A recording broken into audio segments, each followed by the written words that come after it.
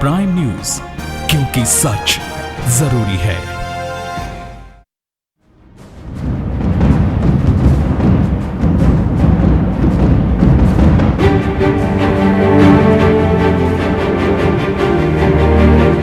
नमस्कार, मैं हूं मारूफ रजा। हर हफ्ते की तरह इस हफ्ते भी मेरे साथ एक खास मेहमान मौजूद हैं। उनसे बात करेंगे और जानेंगे कि आखिर जो हल्ला मचा है वो क्यों मचा है, किसकी वजह से मचा है। और जिसकी मैं बात कर रहा हूं वो खुद मेरे साथ मौजूद हैं। आसिम अहमद खान MLA हैं मठिया महल से, आम आदमी पार्टी से। आपका स्वागत। पहला सवाल, पहली बार आप MLA बने, पहली बार आप मंत्री बने, फिर अब ये शोर शराबा क्यों हो रहा है? देखिए, जब कोई बात होगी जब भी शोर होगा। अगर आज MLA और मंत्री ना बने होते तो शायद शोर ना होता। MLA बने, मंत्री बने और आज जुड़े हुए हैं लोगों के साथ में, जनता के साथ में, जनता के काम कर रहे हैं। बहुत सारी चीज़ें फेस करते हैं, बहुत सारी चीज़ें नई देखने के लिए मिलती हैं, सीखने के लिए मिलती हैं, समझने के लिए मिलती हैं। बहुत सारे झूठ और सच पता चलते हैं जी। तो जब कोई चीज़ आपके सामने आएगी तभी हल्ला होगा, जब कोई चीज़ सामने ही नहीं आएगी तो हल्ला कहाँ से होगा? जी। तो जिस तरीके से आपने इतना बड़ा आरोप लगाया है, वो भी एक प्रदेश के मुख्यमंत्री पर, उस मुखिया पर जिसने ही आपको MLA भी बनाया, MP भी, मंत्री भी बनाया, आखिर ऐसा क्या हुआ? देखिए, सबसे पहली बात मारूफ साहब, मैं माफ़ी चाहूँगा आपसे। मुझे MLA मठिया महल की जनता ने बनाया है। ये कह देना कि किसी ने मुख्यमंत्री ने बनाया तो कोई मुख्यमंत्री किसी को विधायक नहीं बना सकता। ये जनता ही मुख्यमंत्री बनाती है, जनता ही मंत्री बनाती है, जनता ही विधायक बनाती है। ठीक है। तो मैं शुक्रिया अदा करना चाहता हूँ। मुझे MLA मेरी अपनी मठिया महल के लोगों ने मुझे बनाया था, मुझ पर विश्वास किया और मुझे मौका दिया खिदमत करने का। हाँ, ये कह सकते हैं कि मुख्यमंत्री जी ने मुझे मंत्री ज़रूर बनाया। लेकिन अगर पार्टी आपको टिकट नहीं देती तो क्या आप किसी और पार्टी के टिकट पे MLA बन पाते या मंत्री बन पाते? क्या ऐसा संभव था? देखिए, अब किंतु परंतु वाली बातें हैं, क्या होता क्या नहीं होता, इस बारे में अब कहना कुछ भी मुझे लगता है ठीक नहीं है। कि अगर मैं इस पार्टी में ना होता, किसी और पार्टी में होता, किसी और पार्टी में नहीं होता तो किसी और पार्टी में होता, विधायक होता या नहीं होता। देखिए, ये तो ऊपर वाला ही बेहतर जानता है और जो रास्ते होते हैं वो रास्ते अपने आप बन जाते हैं। ठीक है। मेरा रास्ता इधर से लिखा हुआ था तो मैं इधर चलता हुआ आ गया था। चलते आ गए। लेकिन इतना बड़ा जो आपने इल्ज़ाम लगाया है, आरोप लगाया है, हालांकि अभी तक उसका कोई जवाब नहीं आया और उम्मीद की जाती है कि शायद जवाब जल्द आ भी जाएगा। क्या वजह रही जिस वजह से आपको ये सोचने पे, ये कहने पे मजबूर होना पड़ा कि आपकी जान को ख़तरा है, वो भी मुख्यमंत्री से? देखिए, आप अगर देखें, मैं आम आदमी पार्टी से विधायक रहा, केजरीवाल जी के साथ मैं 9 महीने मंत्री भी रहा। आज सबसे बड़ा अफसोस इसी बात का है कि मैं अपनी ही पार्टी से, अपने ही लोगों से, अपने ही साथियों से एक डर महसूस कर रहा हूँ। क्यों? वही बात मैं आपको बताना चाह रहा हूँ कि डर महसूस हो रहा है। वो इसलिए हो रहा है कि कहीं ना कहीं जिस दिन से मुझे मंत्रालय से हटाया गया, मंत्री पद से हटाया गया, उस दिन से लेके आज तक मुझे रेगुलरली धमकियाँ मिलती रहती हैं, मिलती रही हैं। वो उसके लिए, उसके पीछे एक बहुत बड़ा रीज़न है, वो बहुत जल्द आप लोगों के सामने आएगा कि क्यों मिलती रही हैं। क्योंकि जब हम किसी के साथ उठे हैं, बैठे हैं, तब हमें उसकी सारी सच्चाई, झूठ, सब चीज़ें पता चली हैं। यानी वो लूप होल्स आपके पास है जिसकी वजह से इनको लगता है कि ये अगर फाश हो जाएगा तो दिक्कतें पैदा होंगी। बिल्कुल। अच्छा, ज़ाहिरी बात है, जब वो चीज़ें सामने आएंगी। आज तक एक अलग चीज़ बनी हुई है, जो एक पर्दा डला हुआ है। पर्दे के हमेशा का आगे का टीवी पे दिखाया जाता है, मीडिया के थ्रू दिखाया जाता है और पब्लिक को सिर्फ पर्दे के आगे की चीज़ दिखाई देती है। लेकिन पर्दे के पीछे क्या है वो हम जानते हैं, क्योंकि हम पर्दे के पीछे बैठे हैं उन लोगों के साथ में। ठीक है। तो हमें वो असलियत पता है कि वो असलियत हमारे मुंह से ना निकले, पब्लिक को ना पता चले, इसलिए रेगुलरली मतलब इस तरह से डराया धमकाया जाता है। लेकिन आसिम, इतने दिनों तक आप इंतज़ार करते रहे, ये क्या वजह रही? किस वजह से आप रुके रहे? क्योंकि आप जनता के बीच से आए हैं, जनता ने आपको चुना, जैसा आप कह रहे हैं, जनता ने ही आपको विधायक बनाया, मंत्री बनाया, तो फिर जनता के भरोसे से ये बात आपको बहुत पहले कह देनी चाहिए थी। नहीं, देखिए, मैंने कहा ना कि आप मीडिया के माध्यम से, मारूफ साहब, आपके लिए कोई भी सवाल करना बड़ा आसान होता है और कोई भी जवाब देना मेरे लिए भी बड़ा आसान है। लेकिन उस जवाब के साइड इफ़ेक्ट्स क्या क्या हो सकते हैं। अगर मेरे एक जवाब से मेरी फैमिली को या मुझे खतरा हो सकता है, तो मैं वो जवाब देना पसंद नहीं करूँगा कि मेरी वजह से आज मेरी फैमिली भी किसी प्रॉब्लम में ना आ जाए। ठीक है। आपके लिए सवाल करना बहुत आसान है, लेकिन जवाब देने के लिए मुझे हर एंगल से सोचना पड़ता है, और इसी वजह से मैं 8-9 महीने से खामोश था। मैंने आज तक भी इन सब बातों का खुलासा नहीं किया। लेकिन अभी 2 दिन पहले जब मैंने टीवी पे नौटंकी सी देखी, जी, कैसी नौटंकी? नौटंकी की मुख्यमंत्री कह रहे हैं मुझे प्रधानमंत्री से जान का खतरा है। मुझे लगा कि जब एक झूठी चीजें मीडिया के माध्यम से टीवी पे चलाई जा सकती हैं, तो क्यों ना मैं अपनी सच्चाई टीवी पे चलाऊं। और मुझे लगा कि मैंने आज से 2-2.5 महीने पहले एलजी साहब को, दिल्ली पुलिस को और होम मिनिस्टर राजनाथ साहब को सबको लिख के भेजा हुआ था कि मुझे मेरी जान का खतरा है, मुझे सुरक्षा दी जाए। लेकिन उस पर अभी तक कोई कार्रवाई नहीं हुई।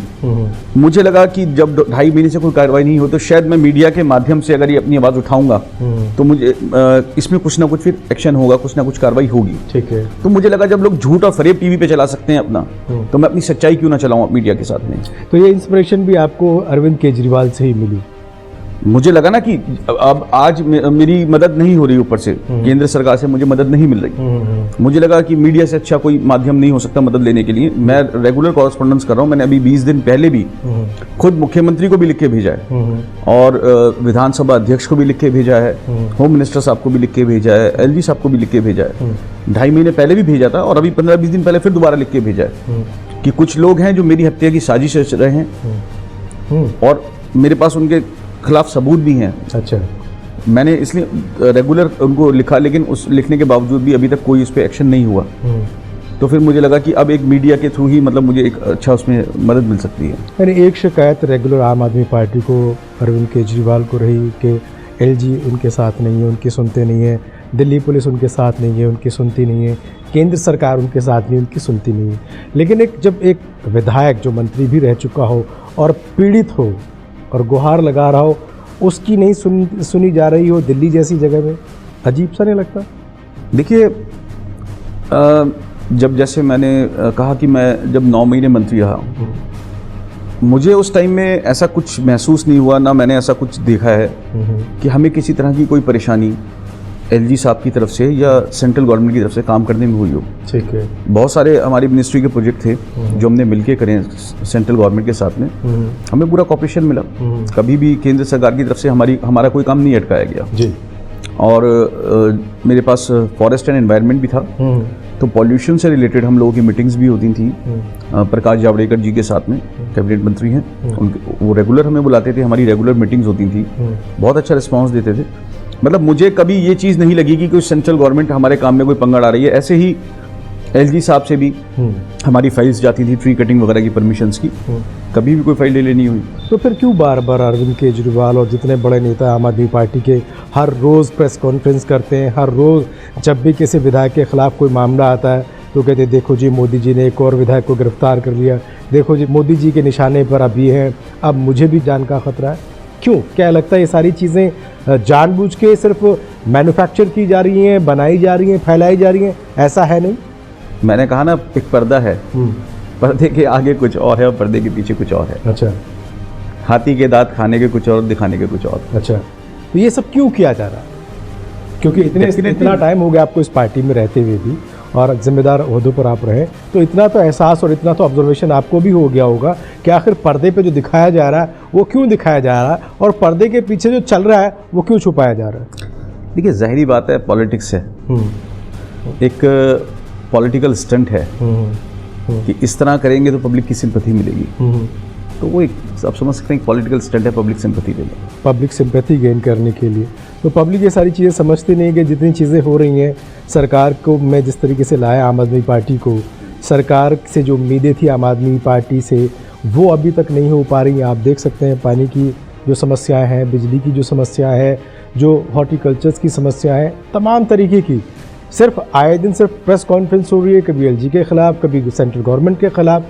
तो सरकार जो है वो कहीं ज़मीन पर तो है ही नहीं, सिर्फ टीवी पर दिखाई दे रही है या इश्तहारों पर दिखाई दे रही है। बिल्कुल मारूफ साहब, आपने एक बहुत ही अच्छी बात कही है, और मैं पूरी तरह से आपकी बात से सहमत हूँ कि ब्रांडिंग ज़्यादा है जी। इश्तिहार आपको दिखाई देंगे, करोड़ों रुपए के इश्तिहार खर्च हो रहे हैं, टीवी पे दिखाई देंगे, डिबेट्स में दिखाई देंगे, लेकिन ग्राउंड रियलिटी जो है, वहाँ जो सच्चाई है ग्राउंड रियलिटी की पब्लिक की, उसमें अगर आप देखें तो पब्लिक इस चीज़ को समझ गई है। और अभी जो एमसीडी की 13 सीट्स का भी इलेक्शन हुआ, तो आप देखिए 13 में से 5 मिले तो कम हुई जी। अगर अकॉर्डिंग टू परसेंटेज आप विधानसाधा इलेक्शन से निकालेंगे तो फिर सिटिंग गवर्नमेंट है आपकी, उसका आपको बेनिफिट मिलना चाहिए। लॉस हुआ तो पब्लिक को देखिए, आज पब्लिक हर चीज़ समझती है। आज जनता ने हमें मौका दिया कि हम भाई आपने वादे किए, हमें एक उम्मीद दिखाई, हमारे काम कीजिए। लेकिन जिन लोगों को लगा कि हमारे 1.5 साल हो चुका और जो वादे किए गए थे, जो हमें काम की उम्मीदें थी, वो पूरी नहीं हुई, तो लोगों ने फिर वहाँ वोट नहीं किया हमें। जी, वोट नहीं किया। ये आप मानते हैं, क्योंकि अभी भी आप आम आदमी पार्टी से जुड़े हैं, अभी कोई ऐसी बात नहीं हुई है, ये मानते हैं कि आम आदमी पार्टी का जनाधार लगातार गिरता जा रहा है? देखिए, जनाधार घटता और बढ़ता काम से है। जाहिरी बात है, अगर कोई भी, मैं हूं या कोई भी हो, हम लोग अगर काम नहीं करेंगे तो फिर जनता हमें वोट नहीं करेगी, हमारा जनाधार नहीं बढ़ेगा। जनाधार सिर्फ हमारे काम से ही बढ़ सकता है कि हम जनता के बीच में रहें, जनता के काम करें, जनता की जो परेशानियां हैं, जो मुश्किलें हैं, उनको दूर करें। अगर खाली होर्डिंग्स लगाने से और पोस्टर लगाने से जनाधार बढ़ता है, ऐसा कुछ नहीं है।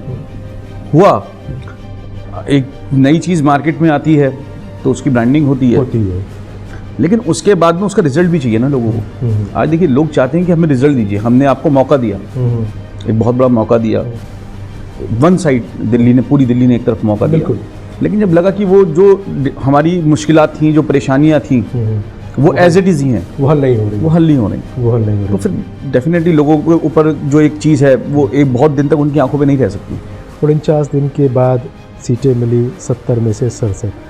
अगर आज की तारीख में चुनाव हो जाए दिल्ली में, तो क्या मानेंगे, ये ग्राफ बढ़ेगा सीटों का? 70 की 70 आएंगी या आधी रह जाएंगी? देखिए, इसका जवाब तो मारूफ साहब आपको मैं नहीं दे सकता, क्योंकि मैं खुद एक एमएलए हूँ, एक पॉलिटिकल आदमी हो गया। इसका जवाब तो एक आप पब्लिक से पूछें, जनता से पूछें, आम आदमी से पूछें, तो वो एग्जैक्ट बता सकते हैं कि हम लोग पास हैं या फेल हैं। ठीक, लेकिन मैं तो अपने आप को फेल करूंगा नहीं, तो लेकिन जनता ज़रूर बता सकती है कि हम अपने काम में पास हो रहे हैं या फेल हो रहे हैं। चलिए, सवाल मेरे पास अभी और भी है, लेकिन अभी थोड़ा सा वक्त है ब्रेक का। ब्रेक के बाद भी कुछ और सवाल पूछूंगा और चाहूँगा कि इनके जवाब भी बड़े बेबाकी से मिले, जिन्हें आप भी जानना चाहते हो और मैं भी जानना चाहता हूँ। फिलहाल वक्त है एक ब्रेक का।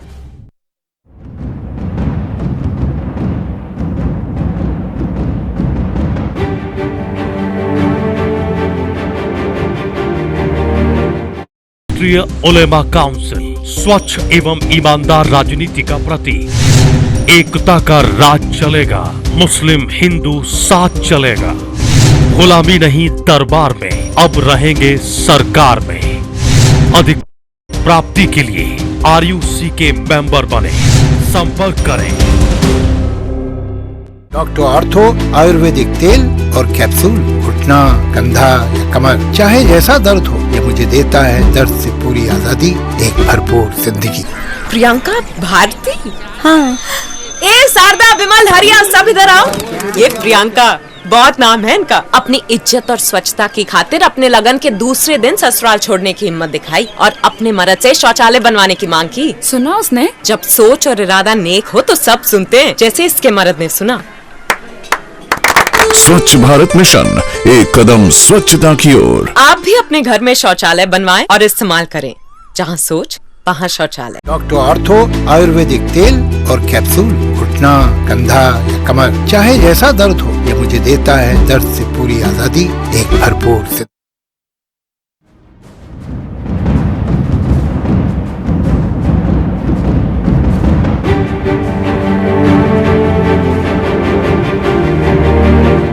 Welcome back. आप देख रहे हैं प्रेस क्लब और मेरे साथ है मटिया महल से आम आदमी पार्टी के विधायक और मंत्री रह चुके आसिम अहमद खान जी।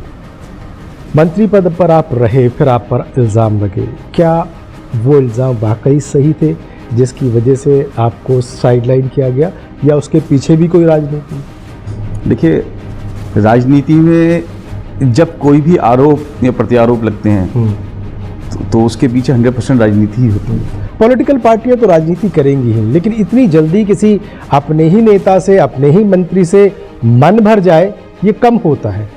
उसके पीछे एक बहुत बड़ा राज है, और अभी सही वक्त नहीं है, लेकिन बहुत जल्द वही रात सामने आएगा और शायद उन्हीं सब चीज़ों को छुपाने के लिए, दबाने के लिए जो रेगुलरली धमकियां मिलती रही वो उन्हीं चीज़ों के लिए मिलती रही हैं, क्योंकि वो सारी असलियत क्या है, आखिर ऐसा क्या हुआ। वो धमकियाँ किस तरीके से आपको आसिम साहब मिलती रही? चलिए ठीक है, आप खुलासा जब करेंगे तब सब जान जाएंगे, लेकिन हम भी जानना चाहते हैं, इतना तो कम से कम चाहे इशारों में ही कहिए कि वो आपको टेलीफोनिक धमकियाँ मिलती थी, राइटिंग में मिलती थी, किस तरीके से लोग आके आपको धमका देते थे या गाड़ियाँ आपकी रोक लेते थे, क्या करते? देखिए, मुझे फ़ोन पे भी धमकी मिल चुकी है, उसकी भी मैं कंप्लेंट दे चुका हूँ, और मुझे फेस टू फेस भी अभी 20-25 दिन पहले ही धमकी दी गई है, उसकी भी मैंने FIR कराई है उन लोगों के नाम से। वो लोग सब इन्हीं लोगों से जुड़े हुए लोग हैं, उनकी मैंने बाकायदा FIR कराई है। उससे पहले फ़ोन पे भी धमकियाँ मिली हैं और एज अ मैसेंजर के थ्रू भी धमकियाँ मिल चुकी हैं। मतलब लोग आते रहे हैं और बताते रहे हैं कि भाई ऐसा ऐसे हो रहा है और तुम ऐसे मत करो, नहीं तो ठीक नहीं होगा, अच्छा नहीं होगा, तुम्हें नुकसान होगा। तो इतना होने के बाद आसिम भाई, आपने पार्टी से किनारा करना बेहतर क्यों नहीं समझा कि जब मैं वहाँ हूँ, ठीक है ना, कि पानी में रह करके मगर से बैर, जब आप सीधा ही सीधा आपका जो मुकाबला है वो मुख्यमंत्री से है, तो ऐसे में आप बने हुए हैं, जमे हुए हैं, किस उम्मीद पे? देखिए, मैं आज बना हुआ हूँ, जमा हुआ हूँ अपने लोगों की वजह से। मुझे मेरे लोगों ने बिठा रखा है और जब तक मेरे लोग मेरे साथ हैं तो मैं ज़ाहिरी बातें जमा रहूँगा। और अपने लोगों के लिए अगर कोई भी लड़ाई लड़नी है, अपने इलाके के लिए, अपने क्षेत्र के लिए, मठिया महल के तमाम लोगों के लिए कोई लड़ाई लड़नी है, कोई काम करना है, तो वो मुझे करना पड़ेगा, मेरी जिम्मेदारी है। ठीक है, लेकिन आप जो जिस राज से पर्दा उठाने की बात कह रहे हैं, जब वो पर्दा उठेगा तो जाहिर सी बात है एक बड़ा सा बम फटेगा, और जब वो बम फटेगा तो उस पर सबसे पहला जो नुकसान होगा वो आसिम अहमद खान का होगा। इसका आपने सोचा है? देखिए, अब लॉस ऑफ प्रॉफिट, नफ़ा या नुकसान, वो तो ऊपर वाले के हाथ में है जी, लेकिन कुछ जो दिल पे बोझ है वो बोझ तो ख़त्म करना है। प्रॉफिट और लॉस की परवाह नहीं, वो ऊपर वाले के हाथ में, नफ़ा नुकसान, लेकिन दिल पे एक बोझ है, वो बोझ तो हल्का करना ही है। बोझ हल्का करना है। अगर पार्टी ने आपको बिल्कुल एक तरफ हटा करके रख दिया, और मुझे उम्मीद है कि अगर जिस तरीके से आप कर रहे हैं और आप खुलासे करने जा रहे हैं, तो उसमें कहीं ना कहीं पार्टी आपको बर्दाश्त तो करेगी नहीं, तो आसिम अहमद खान आम आदमी पार्टी की झाड़ू छोड़ करके किसी और पार्टी में पहुंचेंगे, क्या करेंगे? देखिए, क्या होगा क्या नहीं होगा ये तो वक्त ही बेहतर जानता है, मैं भी नहीं जानता। मैंने कहा ना कि मैं सिर्फ अपने लोगों के साथ हूँ, अपनी जनता के साथ हूँ। आगे क्या होगा क्या नहीं होगा, कौन सा राजनीतिक दल होगा या नहीं होगा, या पार्टी क्या एक्शन लेगी या क्या नहीं लेगी, मुझे उससे फ़र्क नहीं पड़ता। मुझे, मेरे लोगों ने 5 साल के लिए मुझे मौका दिया है, मैं 5 साल तक लोगों की अपनी खिदमत करता रहूँगा, अपने लोगों के साथ जुड़ा रहूँगा। आगे क्या होगा वो ऊपर वाला ही जानता है, मैं नहीं जानता। आप नहीं जानते, जानते बहुत कुछ है, लेकिन आप बताना नहीं चाह रहे कि क्योंकि कोई भी पॉलिटिक्स में जो है वो इतना दूरदर्शी से होता है कि आगे आने वाला लम्हा क्या करेगा वो ये पहले से तय होता है। और आप तो मंत्री हैं जहाँ पे एक एक लम्हे का, एक एक मिनट का शेड्यूल होता है कि अब मिलना है, अब खाना है, अब आना है, अब जाना है। वहाँ पर रहते हुए आप ये कैसे कह सकते हैं मुझे कल का नहीं पता? देखिए, मैंने कहा ना, बहुत डेस्टिनी अपनी जगह है, हाँ, वो अलग जगह है, वो डेस्टिनी किसी को भी कहीं नहीं जा सकती, लेकिन बहुत सारी चीज़ें हैं ना वक्त और हालात पे छोड़ देनी पड़ती हैं। मुझे उम्मीद ये है कि अगर मेरी नीयत साफ़ है, मैं एक सच्चा इंसान हूँ और नेक नियति से अपने लोगों के लिए काम कर रहा हूँ, सच्चे दिल से काम कर रहा हूँ, तो ज़ाहिरी बात है मेरी हर तरफ से मदद होगी। जिस तरीके से आप कह रहे हैं कि सेंटर से कोई दिक्कत नहीं हुई, दिल्ली पुलिस से आपको दिक्कत नहीं हुई, LG की तरफ से आपको दिक्कत नहीं हुई, अगर इस तरह की बातें हुई तो सारी दिक्कतें तो आम आदमी पार्टी को, मनीष सिसोदिया जी को, अरविंद केजरीवाल को, तमाम मंत्रियों को इन्हीं से दिक्कत है। तो कहीं ऐसा तो नहीं कि एक बयान वहाँ से भी आए, क्योंकि हम आसिम अहमद खान को जानते हैं और उनका जो झुकाव है वो बीजेपी की तरफ है और वो जो है पार्टी विरोधी गतिविधियाँ कर रहे थे, इसलिए हम उनको थैंक यू कहते हैं। देखिए, वो एक पॉलिटिकल बयान होगा। मेरा बीजेपी से कभी भी कोई किसी तरह का मतलब कांटेक्ट नहीं रहा, ना बीजेपी से हमारा कोई कभी वास्ता रहा, ना कभी मैं बीजेपी में रहा हूँ कभी भी। मैं एक सच्चाई वाली बात कर रहा हूँ। मैं दिल्ली पुलिस के बारे में जैसे बोलूँ तो दिल्ली पुलिस कोई पॉलिटिकल पार्टी नहीं है। मैं कोई कभी दिल्ली पुलिस से मेरे कोई रिश्ते नहीं रहे, मेरे फैमिली में कोई दिल्ली पुलिस से नहीं रहा। LG साहब हैं। मैं एक जेन्युइन बात आपको बताऊं, जैसे कि आज मुझे 1.5 साल हो गया, देखिए दुनिया में क्या हो रहा है और विधायकों के साथ क्या हो रहा है उसकी तो मैं गारंटी नहीं ले सकता, लेकिन मैं आज 1.5 साल से अपने एरिया में काम कर रहा हूँ। ठीक है। मुझे कभी दिल्ली पुलिस की तरफ से कोई परेशानी नहीं आई, कभी मेरे ऊपर कोई ऐसा कोई जैसे बार बार कहा जाता है कि फर्जी मुकदमे, मेरे ऊपर कोई फर्जी मुकदमा नहीं है 1.5 साल के अंदर। मैं अपने क्षेत्र में काम कर रहा हूँ, हमारे 10 काम दिल्ली पुलिस से भी पड़ते हैं, हम लोग पुलिस से मदद मांगते हैं, उन कामों की नहीं मिलती है। कभी दिल्ली पुलिस की तरफ से मुझे ऐसा नहीं लगा कि हमें इग्नोर किया गया और हमारे काम नहीं किए जा रहे हों। ऐसे ही कभी एलजी साहब से भी हमने 10 बार 10 कामों को लिखा, कभी ऐसा हमें महसूस नहीं हुआ। यानी ये मान लिया जा सकता है कि जो मुकदमे हो रहे हैं आम आदमी पार्टी के विधायकों पे, वो सारे जायज़ हो रहे हैं? देखिए मैं उस बारे में नहीं कह सकता, वो विधायक या दिल्ली पुलिस से ही बता सकती है कि सच्चाई क्या है। नहीं, बिला कागज़ों की पूर्ति किए, बगैर किसी इल्ज़ाम के प्रूफ होने के, क्या हमारे देश में ऐसा कानून है कि किसी को भी बिला वजह, वो भी एक जनप्रतिनिधि को उठा करके जेल में डाल देंगे, उनको रिमांड में दे देंगे? मुमकिन है? देखिए अब वो डिपेंड करता है उस केस के ऊपर कि क्या केस है, उसमें क्या सच्चाई है। जैसे अभी मैंने भी आपके मीडिया के थ्रू देखा है कई एमएलएस पे मुकदमे हुए हैं, लेकिन मैंने कहा ना मुझे नहीं मालूम कि वाकई वो गलत हैं या सही हैं, तो उसके बारे में तो वो एमएलएज या दिल्ली पुलिस ही सही बता सकती है। मेरा उसमें कुछ भी कह देना गलत होगा, लेकिन जब मैं सच्चाई ही नहीं जानता। ये अपने आप में पहली ऐसी पार्टी है जिसके इतने सारे विधायक लगातार एक के बाद एक किसी न किसी केसेस में आते रहे। लगता नहीं बड़ा अजीब सा है? हाँ अजीब सा तो लगता है, सोचने वाली बात भी, अजीब सा भी लगता है। और ऐसे ऐसे संगीन केसेस हैं, मॉलेस्टेशन के हैं, कहीं रेप के केसेस हैं, कहीं ज़मीन पर कब्जों के केसेस हैं। मारूफ साहब आपकी इस बात से मैं एक बात और जोड़ना चाहता हूँ। ठीक है, आप कह रहे हैं ये सब चीज़ें चल रही हैं नेचुरल हैं, ये भाई गलत हो रहा है या सही हो रहा है, ये सब दिल्ली के लोग भी देख रहे हैं, और ये सब चीज़ें सही हैं या गलत है हमसे बेहतर ये पब्लिक डिसाइड करेगी। लेकिन जैसे अभी पंजाब में कुरान शरीफ की बेदबी का मामला आया, मैंने खुद मीडिया के माध्यम से रिक्वेस्ट करी मुख्यमंत्री जी से कि इसमें हमारी पार्टी के एक विधायक का नाम भी लिया जा रहा है। पंजाब पुलिस ने उसमें उनके खिलाफ कंप्लेंट की है। मैं नहीं जानता कि वो सच है या झूठ है, मैं पंजाब में नहीं था, ना मुझे वहाँ की सच्चाई का मालूम कि वहाँ पे वाकई यह हादसा हुआ या नहीं हुआ, या हमारे उसमें एमएलए, हमारी पार्टी के एमएलए उसमें है या नहीं है। सही बात है। लेकिन आज लोग हमसे कहते हैं भाई आपके ऊपर, आपकी पार्टी के ऊपर इल्जाम लग रहा है, आप उसमें सफाई दीजिए। तो मैंने ये अपने मुख्यमंत्री जी से अपील की, रिक्वेस्ट की कि आप कम से कम हमारे लोगों की तसल्ली के लिए एक बार उस पर इंक्वायरी तो कराइए। इंक्वायरी, अगर कोई भी आदमी बेगुनाह है तो वो तो खत्म ही हो गई बात, लेकिन अगर वो इंक्वायरी के बाद उसमें दोषी पाया जाता है तो उसके खिलाफ सख्त से सख्त एक्शन लिया जाए। क्योंकि देखिए किसी भी धार्मिक पुस्तक का अपमान करना या उसको राजनीति के लिए इस्तेमाल करना, मैं समझता हूँ बहुत ही शर्मनाक बात है। और जिस तरह से कुरान पाक की बेदबी की गई, उसके अंदर फिर नाम आम आदमी पार्टी के विधायक का आने से मेरी आज भी ये डिमांड है, और मैं आज भी आपके माध्यम से अपने मुख्यमंत्री जी से अपील करना चाहता हूँ, ये रिक्वेस्ट करना चाहता हूँ कि इसमें जो भी लोग इन्वॉल्व हैं उनके खिलाफ एक पूरी इंक्वायरी की जाए, और इंक्वायरी में जो जो लोग दोषी पाए जाए उनके खिलाफ एक्शन लिया जाए। कि जब आपने ये अपील की तब उनका क्या रिएक्शन था? नहीं, कोई रिएक्शन नहीं, कोई वादा इरादा कुछ नहीं, कुछ नहीं। तो आपकी पार्टी में और अगर कोई रिएक्शन होता तो पता लग जाता ना, आज तक कोई इंक्वायरी सेटअप हुई होती, लेकिन कोई इंक्वायरी नहीं हुई। इसका मतलब आपने खुद ही क्लीन चिट दे दी है। भाई देखिए बात वहां आती है कि आज मैं ही सब कुछ नहीं हूं ना, कि मैं किसी को गलत कह दूं तो वो गलत हो गया, मैं किसी को सही कह दूं वो सही हो गया। ठीक है, आप एक अनदर किसी से उसको जस्टिफाई कराइए कि ये चीज सही है या नहीं है। ठीक है। आपके अलावा भी 2 मुस्लिम और भी आपकी पार्टी में, अमानतुल्लाह खान है, वक्फ बोर्ड के चेयरमैन भी हैं, एक मंत्री भी हैं, एक और भी हैं, 3 हैं। तो क्या उनमें से किसी ने भी इस बात को नहीं उठाया या उनसे मिलकर के कभी आपकी बात हुई इस मसले पर?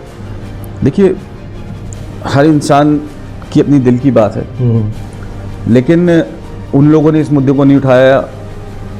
हो सकता है कोई अपनी पार्टी के खिलाफ जाने की हिम्मत ना हो, या उनके अपने ज़मीर अपने दिल की बात है। लेकिन मैं कुरान शरीफ की बेदबी को बर्दाश्त नहीं कर सकता, और कुरान शरीफ के साथ साथ किसी भी धार्मिक पुस्तक की, कोई भी धार्मिक पुस्तक हो, चाहे वो बाइबल हो, चाहे रामायण हो, चाहे गुरु ग्रंथ साहब हो। देखिए राजनीति एक अलग चीज़ है, लेकिन अपनी राजनीति के लिए, हम अपनी पॉलिटिक्स के लिए क्यों किसी धर्म के साथ बेदबी करें? क्यों करें ऐसा, क्यों करें? आपने राजनीति की बात की कि धर्म का इस्तेमाल किया जा रहा है राजनीति को पकाने के लिए, बनाने के लिए। पंजाब में चुनाव है, पंजाब में जिस तरीके से आपकी पार्टी दावा करती है कि वहाँ पर हम तो 110 सीटों से कम पर आने वाले नहीं हैं, क्या लगता है आपको भविष्य? गोवा में आप दावा कर रहे हो। देखिए, मैंने कहा ना, ये चीज़ तो यही लोग बेहतर बताएंगे, हमारी पार्टी के लोग, जो 110 आएंगी या 200 आएंगी या 50 आएंगी। मैं पंजाब के बारे में कुछ नहीं कह सकता, क्योंकि पंजाब के ऊपर बोलने का मकसद मेरा कोई राजनीति नहीं है। ना पंजाब से मुझे चुनाव लड़ना है, ना पंजाब में मेरे कोई यार दोस्त हैं, ना मेरा पंजाब से कोई मतलब है। आम आदमी पार्टी से तो है ही आप, इतनी एक्सपेक्टेशन तो है कि आपकी पार्टी यहाँ भी जीतेगी, वहाँ भी जीतेगी, ऐसा भी होगा, वैसा भी होगा, या आसिम ये मन बना के बैठ चुके हैं कि अब मैंने यहाँ से अपना पूरा बोरिया बिस्तरा बांध लिया है, अब मेरा इस पार्टी से कुछ लेना देना नहीं है? नहीं मारो साहब, बहुत अच्छी बात है, हर पार्टी चुनाव लड़ती है, हमारी पार्टी भी चुनाव लड़े। मैं ये नहीं कह रहा नहीं लड़े, सीटें कितनी आएंगी कितनी नहीं आएंगी जनता डिसाइड करेगी। मेरा कहना ये है कि मतलब मैं अगर आज पंजाब के लिए बोला तो मेरा पंजाब की राजनीति से कोई मतलब नहीं, दूर से दूर तक भी। ठीक है। मैं अपनी लाइफ में मुश्किल से 1 या 2 बार पंजाब गया आऊँगा, लेकिन कहीं भी अगर कोई गलत चीज़ होगी जो हम लोगों से जुड़ी हुई होगी तो फिर हमें बोलना पड़ेगा। पंजाब में 1 सीट आए या 1000 सीटें आए, मुझे पंजाब से उस चीज़ से हमें मकसद नहीं है, लेकिन सीटों के लिए या किसी भी चीज़ के लिए कोई गलत चीज़ हमारी थ्रू या कोई और पार्टी, वो एक अलग बात है, कोई भी पार्टी ना करे। उस मुद्दे पर बात हो गई, मैं तो सिर्फ अब बात कर रहा हूँ सिर्फ राजनीति की, क्योंकि एक पॉलिटिकल पार्टी है। जब ये जन आंदोलन था तब अलग बात थी, अब पॉलिटिकल पार्टी है। जब ये बात करते थे कि हम सादगी से रहेंगे, गाड़ी नहीं लेंगे, बत्तियाँ नहीं लेंगे, बंगले नहीं लेंगे, ठीक है, अब तो ये पूरी तरीके से पॉलिटिकल पार्टी है, बल्कि यूँ कहूँ कि पॉलिटिकल पार्टियों से भी आगे निकल गई है। यहाँ शासन करती है और इसका पैसा इस्तेमाल पंजाब में हो रहा है, केरल में हो रहा है, कर्नाटक में हो रहा है, तो ये तो कुछ ज़्यादा ही परिपक्व और यूँ कहें कि वेल ड्रिवन पार्टी हो गई। तो सब आप कह ही रहे हैं, आप सब जानते ही हैं जी। जब आप जो चीज़ें मुझे बता रहे हैं, ये चीज़ हम भी मीडिया के थ्रू, मीडिया के माध्यम से सब चीज़ें देखते रहते हैं, तो ये चीज़ें तो पब्लिक को भी दिख रही है, जनता डिसाइड करेगी क्या है क्या नहीं है, कौन सही है कौन गलत है, जनता डिसाइड करेगी। मैं एक आपसे सिर्फ एक बड़ा बाकी से जवाब चाहूँगा इस पर कि जिस तरीके से पार्टी आज चल रही है, क्या इन्हीं उसूलों पर, इन्हीं सिद्धांतों पर इस पार्टी का जन्म हुआ था, प्रचार प्रसार हुआ था? क्या उन्हीं उसूलों और मुद्दों और सिद्धांतों को लेकर के पार्टी दिल्ली में शासन में आई थी? अच्छा सवाल है ये, और इस पे मैं यही कहना चाहूँगा कि नहीं, जो जिस चीज़ पे पार्टी खड़ी हुई थी आज वो चीज़ नहीं है। आज सब कुछ सिस्टम चेंज हो गए, सब कुछ चेंज हो गया। और एक बात में, इस बात का मैं जवाब दे सकता हूँ आपको जी, कि हाथी के दांत खाने के कुछ, दिखाने के कुछ। जब वो दौर शुरू हुआ था पार्टी का, जब अलग सिद्धांत थे, अब तो पता नहीं चलता क्या है क्या नहीं है, अब कुछ नहीं पता। अब सिद्धांतों का पता नहीं है। अच्छा, उस राज से पर्दा कब उठाएंगे? बहुत जल्दी। बहुत जल्दी की कोई परिभाषा है? आज, कल, परसों, कब? थोड़ा सा मैंने कहा ना कि मैं पहले थोड़ा सा अपना सेफ साइड अपनी और फैमिली की देख के उसके बाद वो कदम उठाऊंगा। चलिए, बहुत शुक्रिया आसिम साहब बात करने के लिए। तो ये थे आसिम अहमद खान, जिन्होंने बड़ी बेबाकी से मेरे तमाम सवालों का जवाब दिया। हालांकि वो साफ कहते हैं कि जिन उसूलों सिद्धांतों पर पार्टी आई थी, आज वो कहीं ना कहीं पानी में बह गए, लेकिन पार्टी का भविष्य क्या होगा ये भी अभी बहुत बड़ा सवाल है, राज है। उस राज को फाश करेंगे, कब करेंगे, ये भी एक राज है। फिलहाल आपका बहुत शुक्रिया। अगले हफ्ते एक नए मेहमान के साथ, कुछ नए मुद्दों के साथ मैं फिर हाजिर होऊंगा। तब तक के लिए मेरी पूरी टीम को दीजिए इजाज़त। नमस्कार।